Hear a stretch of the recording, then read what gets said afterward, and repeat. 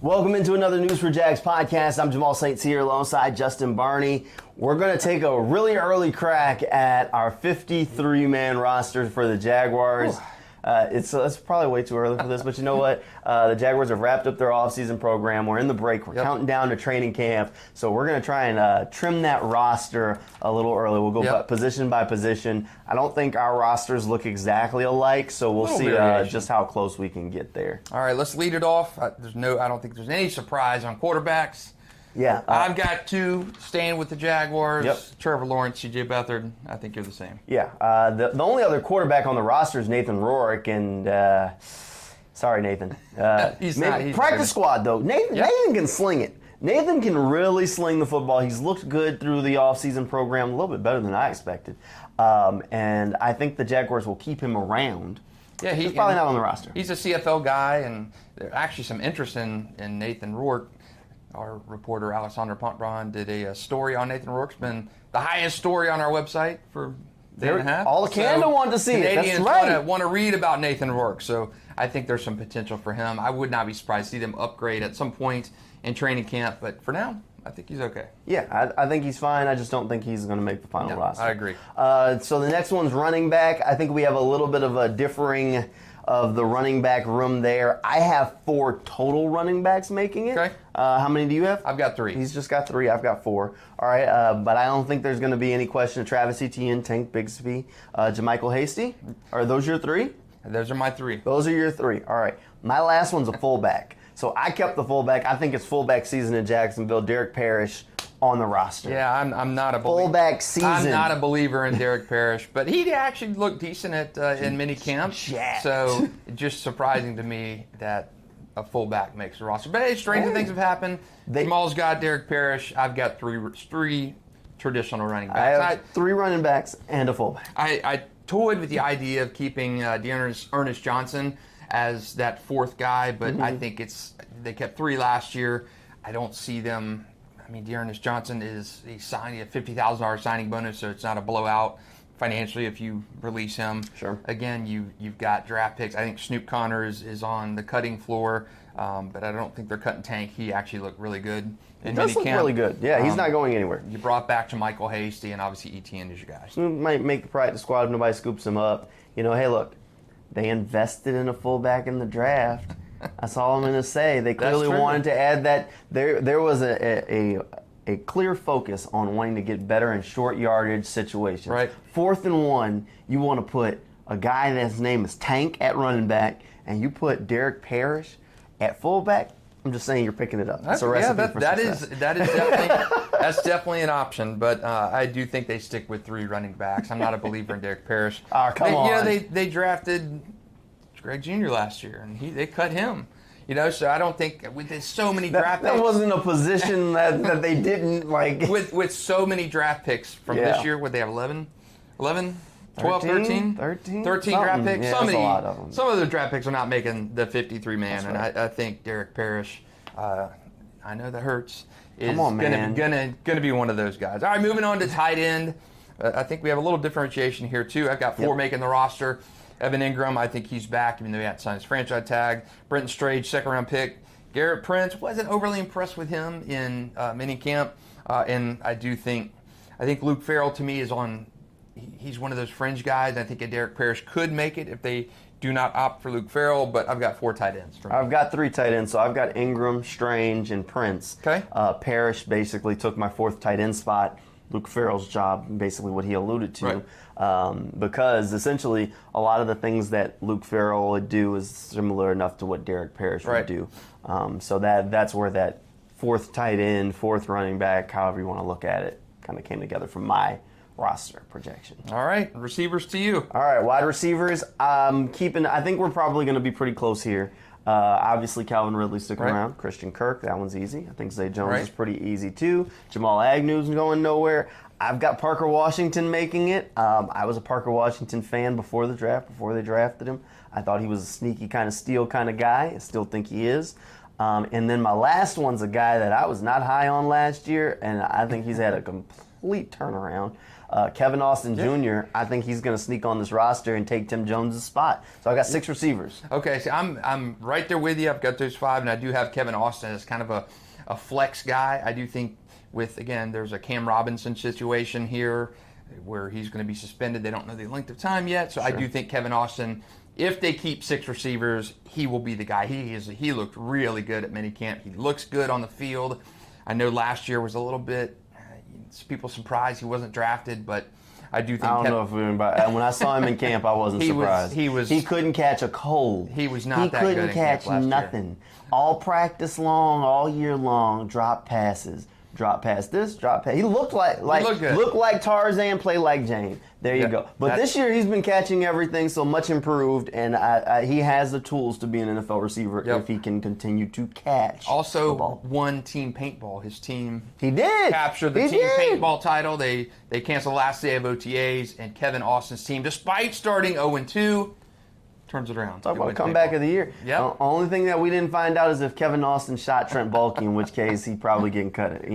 I'm sure Trent has a list somewhere. All right, you want to move on to O-line next? I split mine up into offensive tackle and interior offensive line. I don't know how you split yours up. I've got them all lumped together? Okay, we'll do them all lumped together. So I think I have 10 total, 11 if you count Cam Robinson. I'm putting Cam on the suspended list, so not technically counting against my numbers here. So Josh Wells, I got making the roster. Anton Harrison, of course. Walker Little, Cam Robinson. I also kept Darrell Williams. Those are my tackles. Interior offensive line, I kept Luke Fortner, Ben Barch. Cooper Hodges makes it. And then I also have Blake Hance, Tyler Shatley, and Brandon Sheriff. Okay, I've got very similar, and I've got one with Cam Robinson and without. I've got 10 total offensive linemen, 11 if you do not have, if you're not counting the Cam Robinson suspension. If you are, he's going to start the season on, again, he's going to be suspended. We don't know the amount of times of games. So he won't count against the initial 53. That's why I said I had 11 total, but 10, This, during camp, we talked a little bit about the offensive line projections, and with Ben Barch's injury, him coming back after that dislocated kneecap last year, I do think this is maybe the deepest position on the team in terms of flexibility, and guys can interchange in positions. I got Tyler Shatley, Brandon Sheriff, Walker Little, Ben Barch, Luke Fortner, first-round pick Anton Harrison, Josh Wells, that swing tackle, Cooper Hodges, seventh-round pick. I think he makes it. Blake Hansen, if I'm adding the 11th, I think Coy Cronk is a guy who could slip in there and fill that gap when Cam Robinson's out. We don't know, 4-game suspension, 6-game, 2 games, whatever the case may be. So that offensive line position, I think, is going to get an additional player with Cam Robinson's absence. Still to be determined how many games he will be out. So, here's my one thing for you. Who are your tackles? I think, to me, it's Walker Little is a tackle. I think Anton Harrison is a tackle. I think Cam Robinson's your tackle when he comes back. When he comes back. So before Cam comes back, who are your tackles? It's got to be Walker and Anton. I'm not saying starters. I'm just saying period on the depth chart. You're going into the season with 3 tackles. Yeah, well, that was the reason why I kept Darrell Williams, was because while Cam's on the suspended list, outside of that, like everybody else is interior. You've got Josh Wells, who's the swing tackle kind of guy. 3 guys. So that's what I was saying. You 3 guys. So you probably want to find a 4th. I wasn't real confident in Darrell Williams, but they kept him around last year, so that's why I put him on there, just to get a 4th tackle, just to fill out that offensive line. So the positional versatility to me. If they had a guard that I thought could swing out to right tackle in a pinch, I mean, could that be a Cooper Hodges? I mean, could that be Cooper Hodges? He was a tackle in college. He was a tackle in college, but they haven't worked him there. That's the only reason. Maybe he could. Probably in a pinch, he probably could. But okay. So we'll move on to the defense now. Flip the page on this thing. So far, we've been pretty close. I don't know how close we're going to be on defense. I did get hung up on one position. So what position you want to start? You want to start in the back or the front? Let's start at the front. You want to start at the front? All right. We'll start D-line then. All right. I'll let you go first on this one since I kind of let off on O-line. I've got 7 of the guys on the defensive line coming in. I got Foley Fatukasi coming back. Adam Gotsis, I think he's a great role player kind of guy. He can give you a couple sacks a year. Jeremiah Ledbetter, I know He's been talked up by his position coaches throughout training mini camp. Henry Mondo, Roy Robertson Harris coming back on a new deal. Devon Hamilton, new deal for him. And Deshaun Dixon has moved down from linebacker to that defensive line. All right, I've only got 6. I've got 6. Oh, you didn't keep Lacey. Wow, all right. Did not. You're brutal to the rookies. Yeah, I've got 6 making it. I've got Devon Hamilton. I'm keeping the rookie. I'm keeping Tyler Lacey. I'm also keeping Foley Fatukasi, Roy Robertson Harris, Adam Gostis. I got hung up picking between Jeremiah Ledbetter and Deshaun Dixon. Okay. I think both of them have pros and cons to their game. I think the team will lean toward Ledbetter as opposed to Dixon, just because I think Ledbetter's been there, done that. Dixon does give you a lot of flexibility. We'll see. If I was picking right now, I'd probably pick Deshaun Dixon, just because of the flexibility there again, and he's an insane athlete, probably that could continue to improve. Okay, so But 7 for me, 6 for you on that. 7 for me, 6 for you. You hate rookies. I kept Tyler Lacey. I just don't know how you're going to be able to squeeze in a 13-member rookie You class. squeezed in Henry Mondo. Yeah, that's true. Henry Mondo is to 13 first year. I'm not squeezing in all of them, but it's cheap. It's cheap help. It's cheap help. That is true. If it's a tie and I'm looking at Henry Mondo and I'm looking at Tyler Lacey, I'm gonna take the cheap guy that's on a cost-controlled contract. And this is no shot at Henry Mondo, and that's not to say that Tyler Lacey can't get cut, because rookies do get cut every year. And I don't think every rookie will make it. I did try and keep quite a few of them though, and I just tend to kind of roll that way. Okay. All right, moving on to linebackers. How many linebackers you got? I got 10, I think. Okay, I've got 9. Yeah, I've got 10. So that's where our extra player differentiated at. I also split mine up between outside and inside, but I think you got yours all in one lump. No, you got them outside and inside? broken. All right, let's start out and outside. Outside, I've got 5. Same. All right. So actually, I'm wrong. I got 9 now. I tweaked it. I tweaked the secondary. So I got 9 here. So outside linebacker, I got Josh Allen, Trayvon Walker, Kayvon Chason, Yasir Abdullah, and Jordan Smith. Those are my 5 OLBs. Got the same ones. All right. So same ones. So we're in unison. I got one there. rookie on that. I got one rookie. He did. He kept Yasir. They've talked up Yasir Abdullah enough that he couldn't cut him. I could not cut him. So, I know Mike Caldwell mentioned that he is a speedball, 20 sacks in 2 years. In college, so you got that guy. Fell a little bit in the draft, but again, he was that guy, we felt going into the draft, they had to get an edge rusher pretty high, and they picked Yasir on day 3. Yeah. Day 3, but they felt he was a great value for that. 20 sacks in college. Almost kind of like an Andre Cisco to me. Yeah. Where you get him later in the draft, but you just feel really good about it. And, I actually, looking at this outside linebacker group, I like where Josh Allen's at. I do like where Trayvon Walker's at. And if they were a little bit more established, I think I'd feel even better. Because I do like Jordan Smith, and I think he has an opportunity to be a good player and can show that this year. I really like Yasir Abdullah. And I know Brinson Buckner talked up Kayvon Chason, so who knows, maybe this is Chason's breakout year. Jaguars still could, in my opinion, use a little bit of extra oomph at this position, but I do like some of the young players that they have at this pass rusher spot.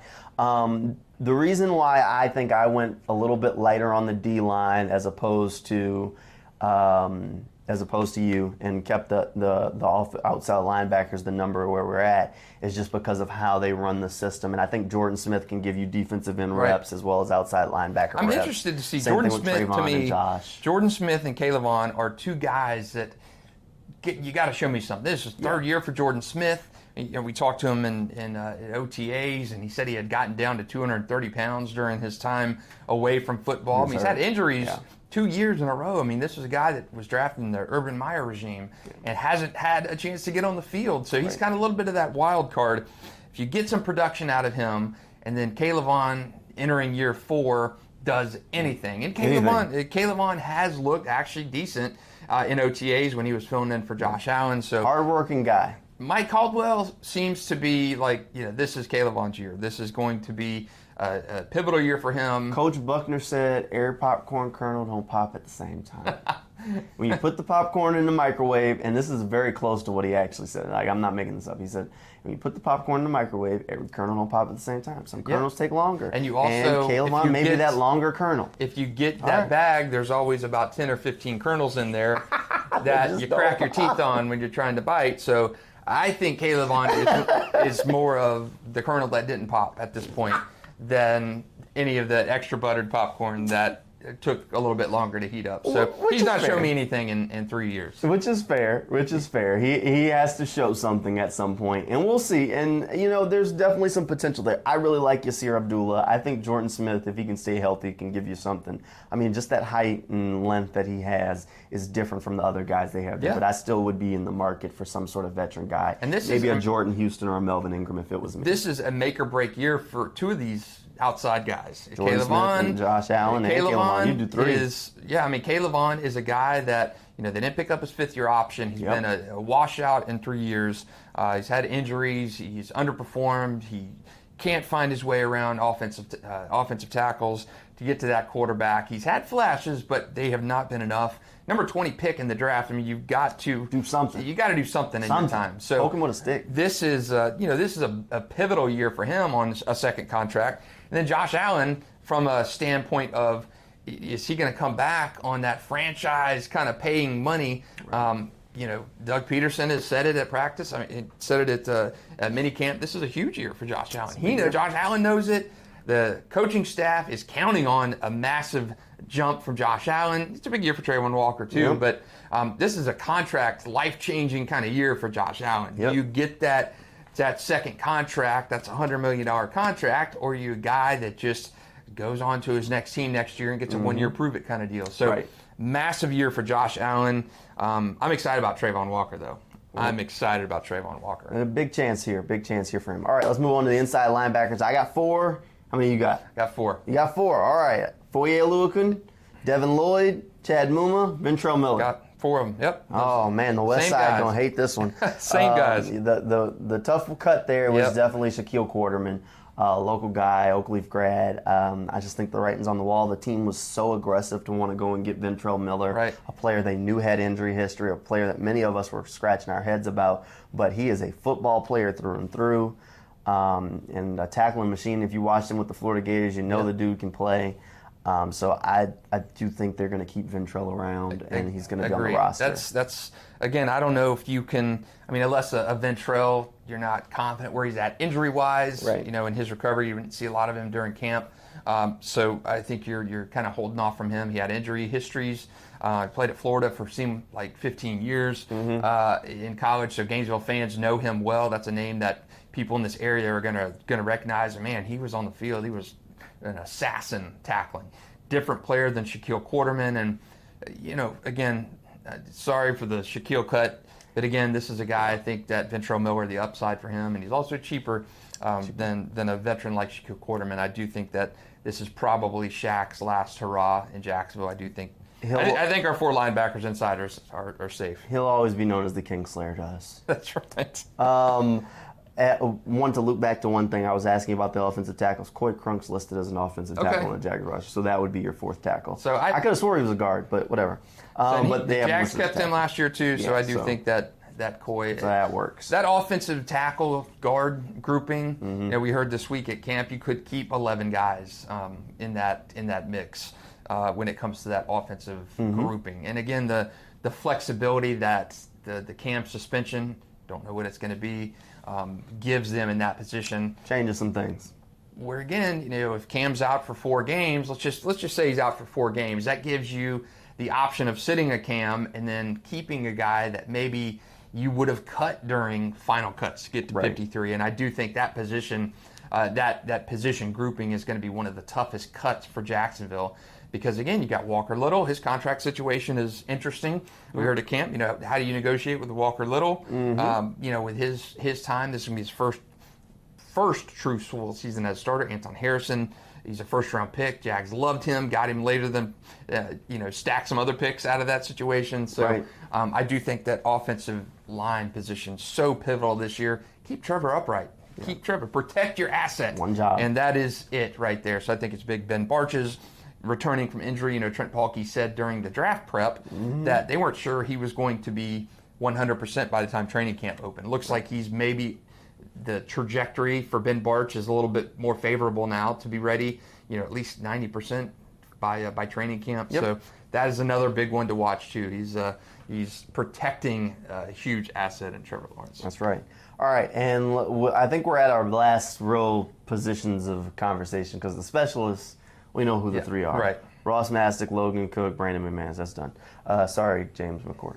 So we got safety and corner. Let's do corner first. I've got 5. Got 5 as well. All right. Tyson Campbell, Darius Williams, Trey Herndon.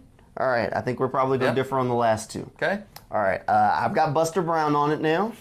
I kept Monteric, Buster Brown, and I got 1 rookie, Christian Braswell. Wow. Okay. I kept Christian Braswell. We got a little differentiation. They're the 3 locked in: Tyson, Trey, and Darius. I've got the other rookie, Eric Hallett, and also Chris Claybrooks. Now, Chris has kind of hung on special teams and stuff over the years, so I've got 5 corners and the 2 differentiation from Jamal and Eric Hallett, rookie. So I keep 1 rookie, Jamal keeps the other rookie, and then Chris Claybrooks.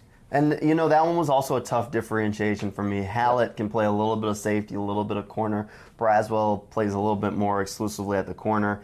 I think Braswell, I'd give him I gave him a little bit of an edge, and that one was definitely a tough one to differentiate right now. Because I think Hallett and Braswell are both in the conversation for the nickel spot.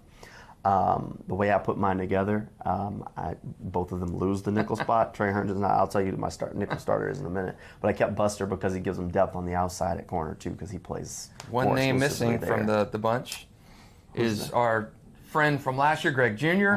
I know Jamal asked about Greg Jr. several times at camp. I have. And again, he was a practice squad guy. I think he'll be doing back the homework, man. I think he'll be a squad guy again this year. They invested him, picking him last year, and they kept him. Right with Cheetah Baptist. Yeah, they kept him on the squad, and I think he's probably another squad guy this year. So that was another draft pick from last year. Didn't make the team. Again, with 13 draft picks, you can't keep them all. You cannot keep them all. So you can try, but you can't. So again, I've got Eric Hallett. Jamal's got Mr. Braswell sticking with the team. All right, and at safety, I've got 5. I got 5 safeties. Same. All right, so we're on the same page a little bit. I don't know if we got the same players. We're going to see, though. Rayshon Jenkins, Andre Cisco. I'm also keeping Dewey Wingard.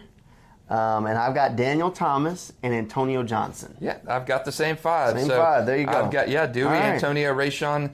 I think it's a big year for Andre Cisco. Man, I saw him at the Tyson Campbell camp. And Andre Cisco is a specimen. He is a big. You saw Andre coming into the league, and he was coming off an ACL, and man, his first 2 years in the league, he is a thumper. Yeah. Andre Cisco is a thumper. And Daniel Thomas, a guy who's kind of hung around as a special teams guy and kind of a spot filler at safety. But I like Antonio Johnson. He's another guy that looks really good. He fell in the draft a little bit. I loved that as a day 3 pick. I think he can be, the knock on him, he was kind of clunky in the secondary, kind of stiff, but I like him. He looks good. He's a big guy coming out of that secondary, so I like that. So we probably are in agreement on maybe 48 of the 53. I think this is not going to be, unless someone jumps off the roster at training camp, I don't think this is going to be that many crazy cuts this year. There's always that undrafted free agent that makes the team. So we didn't have that. Well, and I kind of played with that idea as I was going through it, but I went with the same thing you were saying.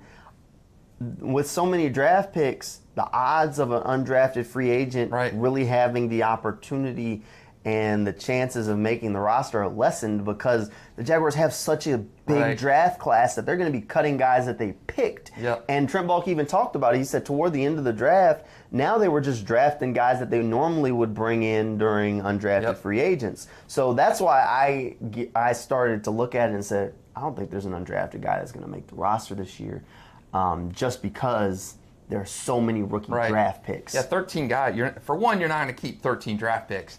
You may keep. Yeah, I kept most of them, I think. I think maybe 9, 10 you keep. 13 is just an extraordinarily big class. Extraordinarily big class.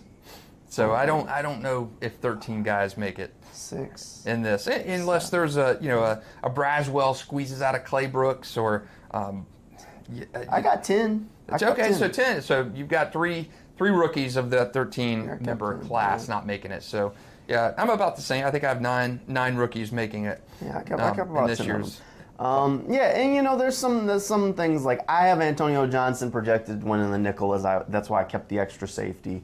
I also think Braswell pushes for that nickel spot, but I don't think this is going to be any crazy cuts unless there's injuries. I think the most competition is going to be for like that last wide receiver spot. I could see one of those guys really pushing, like Tim Jones did last year. I mean that third preseason game won him the job. So, right.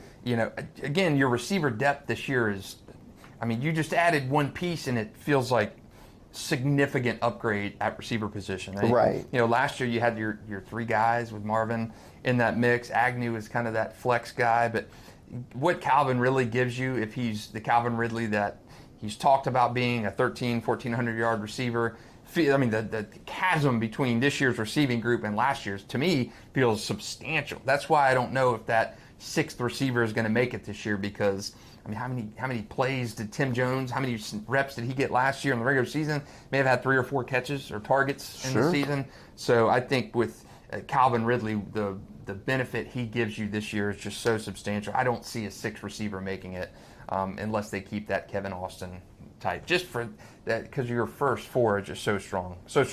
Parker Washington makes it because I think he makes it as more of a special teams guy, punt returner kind of situation. He was fielding punts a lot during minicamp. So I think they keep Parker Washington as kind of a poor man's Jamal Agnew. We'll see, and I think a lot of it, I think the end of wide receiver is very competitive. I could see Kevin Austin not making it. Yeah. I have him making that's the one spot where there's a shot at an undrafted free agent. I think a guy like Elijah Cooks could really impress and slide in and take that spot. That one's not locked in. Tight end's very competitive. I think Leonard Taylor has an uphill battle if he's going to make it. On the O-line, I don't see that happening. I don't see an undrafted guy getting in there. There's not one at running back.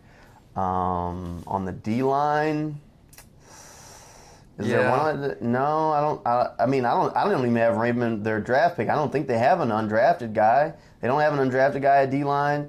At linebacker, there's a few, but it's not going to happen. Would love to put Daquan Jackson on the roster unless he's a special teams demon. I don't think so. It's not happening. He needs to go beat Ventrell Miller. And the Jaguars are going to give him every opportunity to do that, but he has to go beat not just Shaquille Quarterman, the veteran stakeholder, but he has to go beat a draft pick that the Jaguars had tried to trade up and go get. At corner, I just definitely don't see. If there's an undrafted player at corner, it's Caleb Hayes. The kid from BYU is like an insane athlete, but I didn't see anything from him during the offseason program, so I'm not going to go and say he's like going to be some crazy guy that's going to be able to unseat all this competition. I don't see an undrafted free agent with a real path. No, not a good path. They've got one every year, it seems. James Robinson's kind of that diamond in the rough underdog success story, but you're naming names, and I can't think of any guy I've seen in minicamp or OTAs that you said, man, this guy's got a real shot. To me, they're almost camp bodies or squad players that undrafted route usually yields one guy at least a year, and I just don't see it this year. Keep in mind, and the only reason I said Elijah Cooks, he's 6'4". Yeah. At some point, you want your tall wide receiver. But Kevin Austin's 6'3", so it ain't like he's short. So we'll see. It'll be interesting to see how it all shakes out. This is our way too early swing. We'll probably change this after the first week of training camp and be like, somebody's getting cut. But I do think that the Jaguars are at a point where they have enough talent on the roster that there is some competition. But when you start to get more top-end talent, there's less conversation for some of those spots. And I think the Calvin Ridley acquisition, to me, is perfect proof of that. Yeah. Because I think the biggest conversation we were having last year as we get into that final cuts, would Tim Jones be that fifth receiver? Would he be that? And to me, I just don't think you got that this year because of those talent acquisitions. And, maybe at offensive line you add a guy, but fullback. Yeah, I just don't know. I don't think Derek Parrish makes the roster. I think if he does, then you go with 3 tight ends instead of 4. So I'm just going to, like, I don't think they draft a fullback if they weren't legitimately considering adding a fullback to the offense. Yeah. I just don't, because now you got to start practicing plays for a fullback that if you cut him, you don't have. They didn't have one last year. I don't see it happening. Then why'd they draft him? Because they were trying to burn. They had 900 draft picks, and Hey, we'll see. I'm just saying, like, now they got to go out on the field and they're going to practice this package, and then they're going to go and cut the fullback and be like, okay, hey, Luke Farrell, can you come back and be a fullback for? It's like Madden when you've traded so many guys and traded picks and video games stuff at the wall. And you're like, okay, I'm in the 5th round with my 9th 5th round pick. Who am I taking here? This guy, he was a 42, a long snapper. I mean, you had so many picks for Jacksonville, and Derek Parrish was the number 1 guy in the draft board. He played defensive end. He did play defensive college, end. And he is jacked. He ate like 9 pounds of steak or something crazy. Yeah, he looks good. To win his steak eating contest for the Houston football team. He is a fullback through and through. We'll see. We'll see. I'm not married to the idea. They don't keep. They don't. There aren't many in the league anymore. That's why it was odd when they drafted him. Like, if they didn't pick him, I'm pretty sure he goes undrafted and you just try and sign him. Right. So we'll see. We will see. It should be interesting. Training camp can't get here quick enough. It'll be the end of July. For fans, there will be a chance to go and watch the games in the shade with ceiling fans above you so you can actually enjoy it. So July 21st is when rookies, first-year players report. Yep. July 25th is when everybody else reports. And then I believe July 26th, Doug Peterson said that's the first time cleats hit the grass, and it'll be the first day that fans can come out and see the Jags at the Miller Electric Center. We'll see. Those dates for fans will come out a little bit later on, and we'll make sure to share those whenever they do roll around. Thanks for tuning in, and hopefully we'll see you next time, but that'll do it for us.